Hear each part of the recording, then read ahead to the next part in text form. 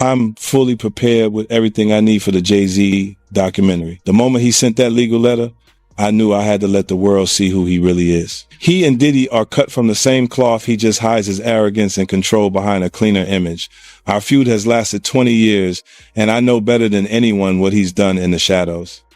I even suspect that so-called funeral bouquet wasn't Diddy's idea at all, but Jay-Z acting on his behalf. Back when Nicki Minaj posted that video of him wearing a pink wig, all I did was repost it, and he got so nervous he had his lawyers threaten me.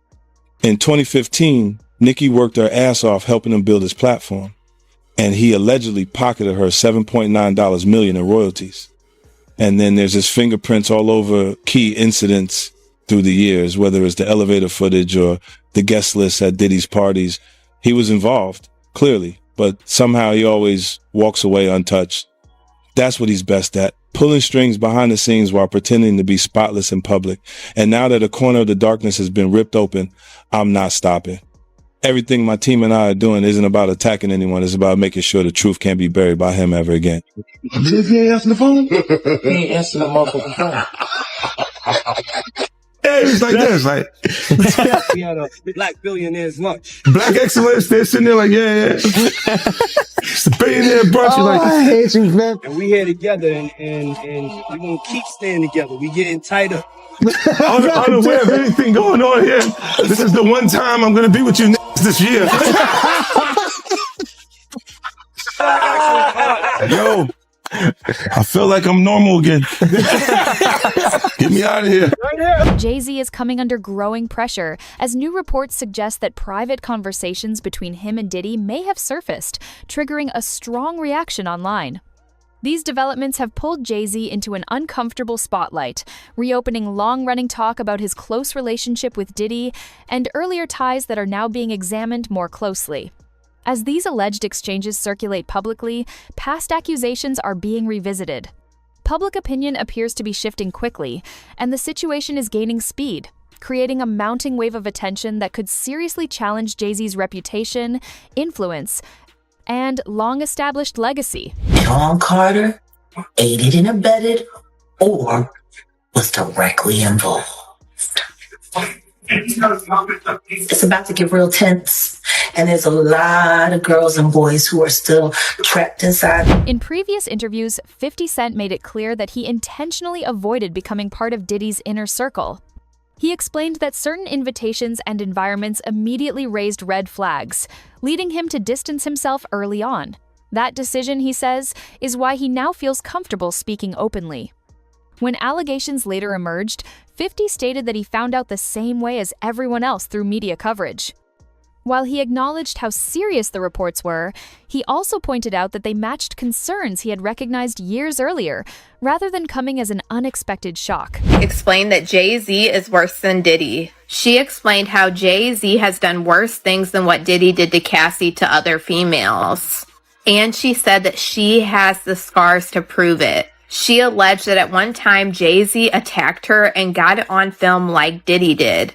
And she alleged that this is why Jay-Z is totally pulling away from Diddy and you don't see him around. And it's been alleged for quite a while that Jay-Z is pulling away from Diddy because he doesn't want himself caught in the crossfire. I mean, you even have 50 Cent at this point talking about how Jay-Z is in hiding while this whole Diddy thing blows over. And you even have these accusations of Jay-Z being responsible for what happened to Cassie White.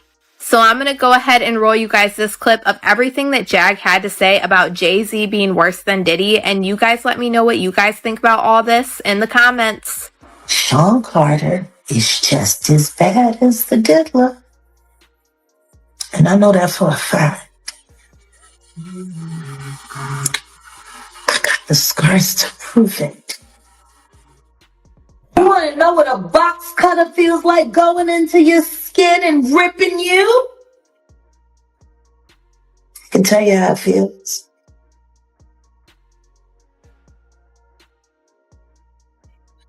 Y'all ain't seen shit yet. That Cassie shit, that's nothing. I'm saying Sean Carter remembers everything he did to me and he's got it on tape.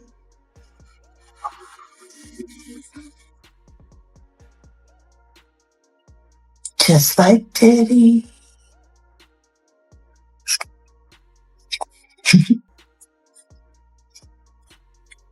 And they're going to be crazy.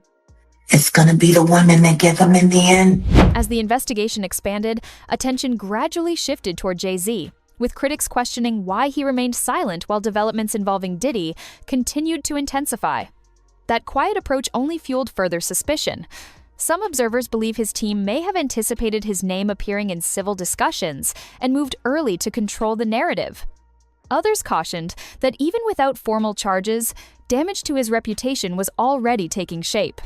Social media accelerated the spread of unverified claims, amplifying speculation and turning uncertainty into immediate, high-impact consequences that were difficult to slow or contain. Exactly what Jay-Z's accuser is saying, that even though she dropped the lawsuit, she still stands by what she says, and she only dropped it because of harassment and the fact that she's terrified of Jay-Z. She says that Jay-Z is allegedly bullying her into saying that her accusations were false. In fact, in new legal documents, she is claiming that she was recently approached outside of her home and cornered by two people who told her they were investigators working for one of Jay-Z's lawyers. She claims they tried to get her to sign an affidavit stating that her claims against Jay-Z were false, but she refused. Jane Doe also claims the alleged investigators asked her if her attorney, Tony Busby, sought her out as a client and offered her money to pursue false claims against Jay-Z, two allegations she says she denied. He says this alleged confrontation left her intimidated and terrified, wondering how they found her when her identity had remained anonymous in media reports and legal proceedings. He also claims that her parents were approached by two investigators asking similar questions about Busby and her story. In the new documents, she reveals she decided to drop the claim because she was frightened by the reaction from Jay-Z and his supporters. She says she feared she would be publicly outed and subjected to... Industry insiders warned that a single criminal investigation could disrupt far more than one individual, extending risk to anyone perceived as part of the same close network. This is why many see 50's documentary as especially important. Rather than focusing on one person, it attempts to examine how power operated behind closed doors, who may have known what was happening, and how accountability can extend outward once serious scrutiny begins. Analysts have also raised questions about how Diddy remained protected for so long, with some pointing to strong alliances and firm control over public narratives as rumors quietly circulated. Adding to the tension, later reports suggested he may be cooperating with authorities to improve his position. According to unverified claims, this cooperation could involve sharing information about others within his circle, increasing anxiety, and raising the stakes across the entire industry. Will Diddy start snitching? He better. But the only thing I'm interested in him talking about is everything he knows about Kathy Coriana White. See, I know you know what happened to Corey. Diddy, I know that.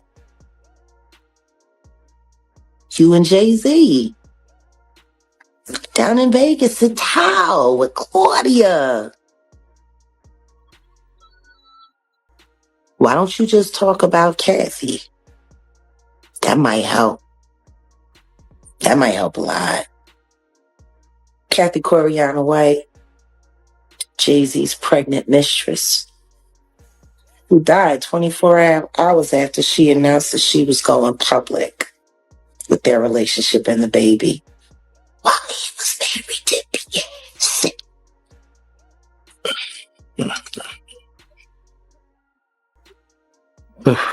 Was it an aneurysm, Diddy? Or are you the one who paid the same coroner that you...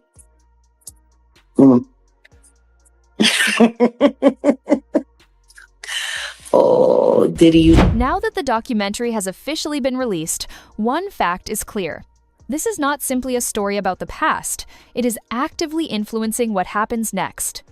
Each new detail places greater focus on those who stayed silent, and Jay-Z is being drawn further into the center of that attention. The scrutiny carries added weight because his history with Diddy spans decades, making claims of distance harder for critics to accept. Tensions rose further when Gene Deal publicly challenged statements from Jay-Z's legal team that downplayed their closeness, arguing that those claims did not match what many insiders had long observed. As more individuals speak out and timelines are closely examined, pressure continues to build, turning once overlooked associations into unanswered questions that refuse to fade. They was close enough that they wasn't playing basketball, they wasn't playing baseball, they wasn't playing football, and they wasn't playing hockey or soccer for Diddy to come on stage, pat him on his ass, and then make the statement to people in the world that can't nobody call me Sean but Jay-Z. Now, I don't know what kind of statement, and I can't say, I wish I could say half a homo, but I know I can't say it, but I don't know what kind of half a homo that is. And you trying to say that you're not close to somebody. You coming on stage, patting them on their ass, and then you making a broad statement to the public, can't nobody call me Sean but Sean Carter. And I heard Jay-Z said the same thing about them. But they were so close that they had matching white girls together. Because when they used to see each other, they used to say, yo, how your skinny white girl doing? He'd be like, yo, how your skinny white girl doing? So I guess that's a certain type of closeness. I ain't know anything about that, man. I ain't know about, Jay touching his, so I got to go see the video. I ain't hear about that. Come on, man. Everybody's seen that. 50 even pointed it out. Excuse me. When they was in ATL on stage. Remember when 50 bum rushed the stage with them? Yeah, I think I recall that. When Puff came on stage, first thing he did was pat Jay-Z on that. But I forgot. That's your favorite rapper. Hey, him and Pac is 1A, 1B. But what's your issue with Jay, man? I didn't know you had an issue with him. I'm never a fan of somebody that... From Gene's point of view, the ease and familiarity between Jay-Z and Diddy spoke louder than any statement ever could. He referenced a moment during a show in Atlanta where Diddy brought Jay-Z onto the stage, and their natural chemistry was obvious to everyone watching. Fans couldn't miss it. That same clip later resurfaced after 50 Cent drew attention to it, keeping it in steady circulation online. When asked whether his comments were driven by personal bitterness toward Jay-Z, Gene firmly dismissed that idea. He explained it had nothing to do with loyalty or favoritism. Instead, he recalled an earlier confrontation that once carried genuine tension, only for Jay-Z to later seem unaffected by it. Gene described this as a familiar pattern among those at the very top people who pass through intense situations, spark conflict, and then move forward untouched, operating within a rarefied world far removed from everyday consequences. These guys are, man, they'll cause situations and cause problems, and then they'll forget what they done because they on a whole nother atmosphere. You know what I'm saying? A lot of shit that he did, you got to understand, like now he'll say that they're kids because he's raising kids of his own. You understand? But how would you like it that if Blue Ivory, 15, 16 years old, 17, 18 years old, dating in his early 30s? You're not going to go for that. No matter what she came through in Hollywood. But you got to understand, guys who was around there, we didn't know Jay-Z them ages. We didn't know these cats' age. You know what I'm saying? They wasn't having no beards and nothing like that. They was wearing low cuts. You understand?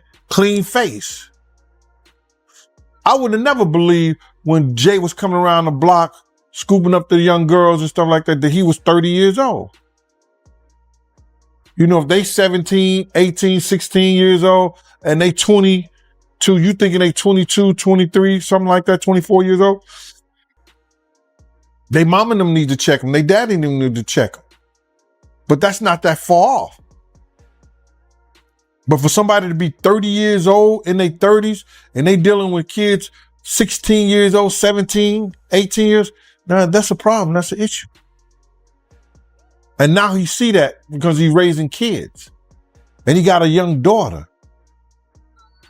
I think he got another daughter. that he didn't claim, and now he claiming them. These cats was doing a whole lot of stuff that people in the industry won't speak on. And then now that you're speaking on it and it's becoming where is that you can get on YouTube and you could talk about this shit and say what you seen or say what you heard, you understand, or what you know. Some people look at it being a problem. But these cats ain't street cats. They entertainers. Dame Dash, who was once Jay-Z's closest business partner, recently spoke about the serious allegations now surrounding him. Dame explained that what struck him most was not only the claims themselves, but the overwhelming force of the public reaction. He noted that in all his years, he had never seen Jay-Z subjected to this level of scrutiny. Decades of influence and power had largely insulated him, particularly within mainstream media. According to Dame, that long-standing sense of protection now appears to be weakening. The barrier that once shielded Jay-Z is starting to crack, exposing him to a degree of public examination rarely applied to figures of his stature. To Dame, this signals a clear shift in how even the most powerful names are questioned when attention intensifies. Odd to see him in that, getting looked at in that way by white people, like Jay does, yeah, like I hope that shit didn't happen, but I'm like, damn, they turned the world real. Like people on a certain level have been fucking with him a certain way where he couldn't do no wrong for like 25 years straight. This is the first time he's not getting a pass with white media, like he can control black media because a lot of them either work or do business with him, but ring champs can't get him out of this one, and neither can Charlemagne. Because, those are the guys that hold him down no matter what he does anyway. So he got to get to People Magazine and Entertainment Tonight right now because they on his head. But the question is why? Like, why now? Because for me, I'd be like, yo, that's so ridiculous. Yo, take that to trial. You're not going to win. Let's get a deposition or something, So I don't know why they on his head so much. Pause. But I never seen him, under this, I never seen him in this position to have to explain himself. Pause. How you feel about the statement he came out with?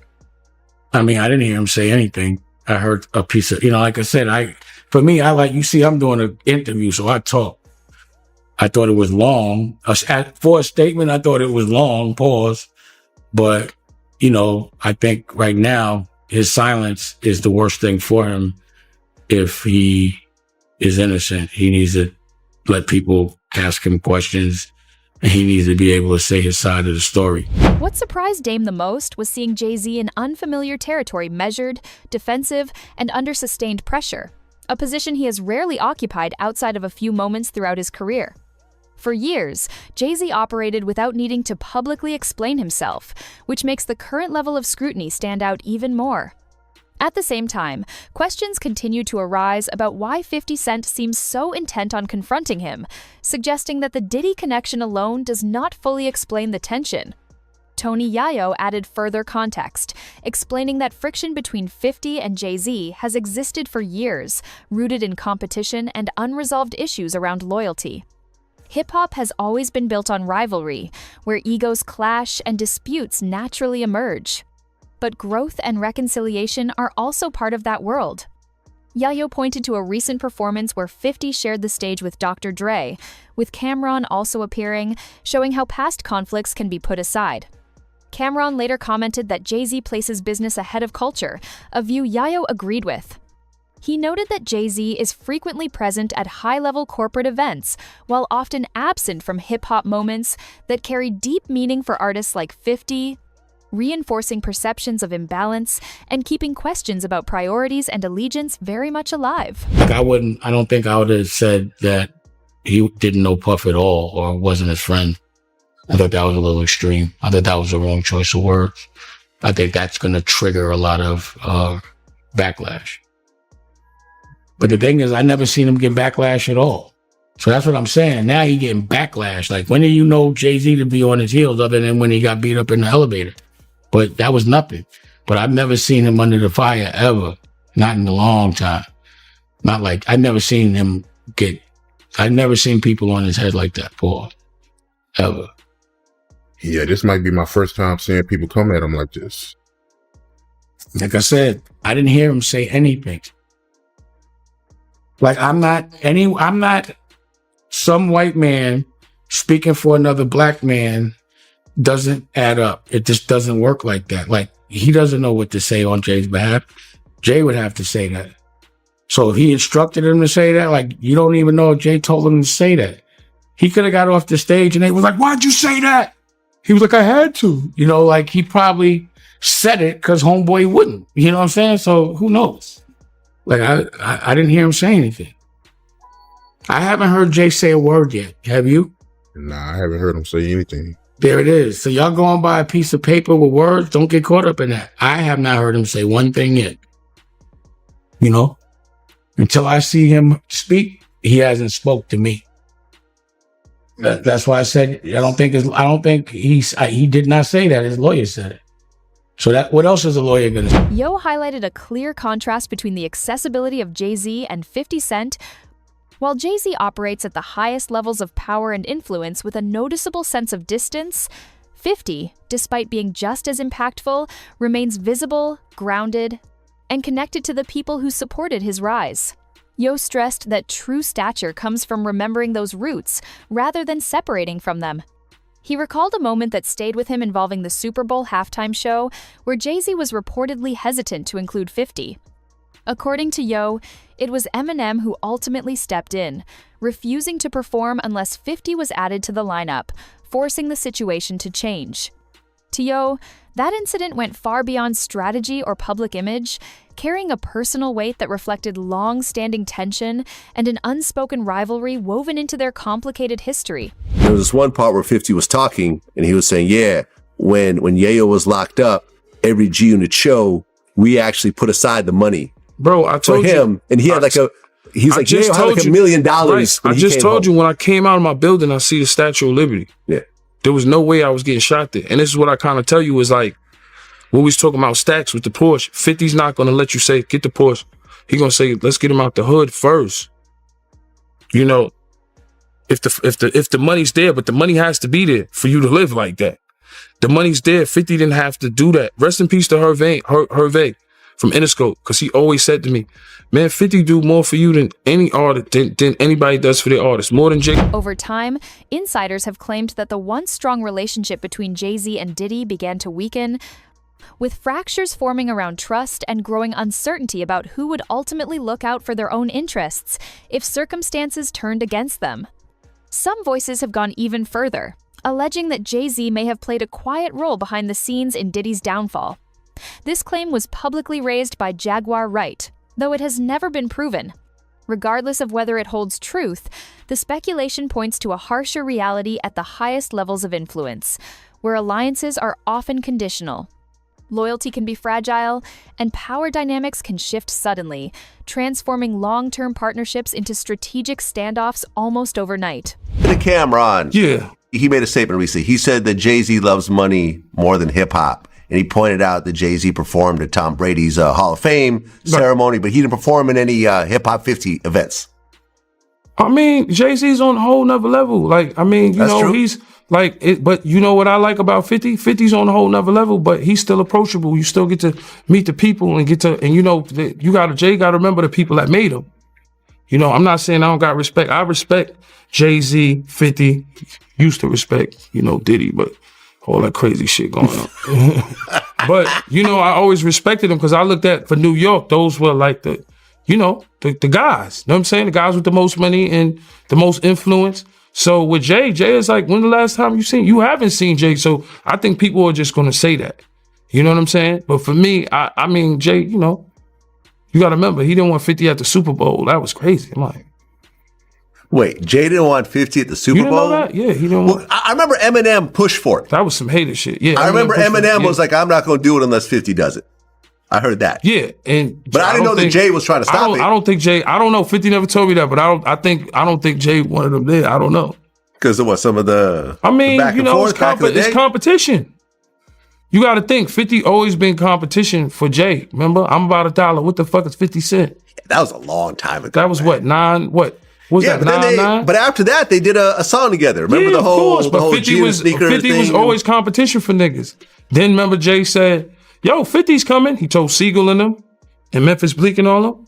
Yeah. And come on, 50's like he's on a whole nother level. You got to remember he came after niggas. He came after Jay and Rockefeller. G-Unit came, and people might shit on G-Unit, but with Eminem, Dr. Dre, 50 Cent, nobody has outsold. Roger Bonds, Diddy's former head of security, offered an insider perspective that adds further complexity to the story. He explained that while he witnessed Jay-Z and Diddy interact and cross paths, he never viewed their relationship as genuinely close.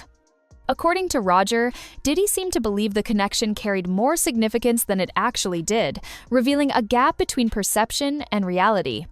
His account highlights how, at the highest levels of influence, surface-level familiarity can be mistaken for true loyalty, and carefully managed appearances can hide far more distance than the public is meant to see. One voice after another from inside Diddy's camp has echoed a similar point, repeatedly noting a clear imbalance in the relationship. They described how Diddy consistently showed up in support of Jay-Z in ways that were rarely returned. Behind closed doors, this pattern suggested uneven loyalty, with effort flowing strongly in one direction, while genuine reciprocity remained limited. These observations reinforce how alliances at the top can appear solid on the outside, yet privately reveal a lopsided dynamic where commitment is assumed but not equally shared.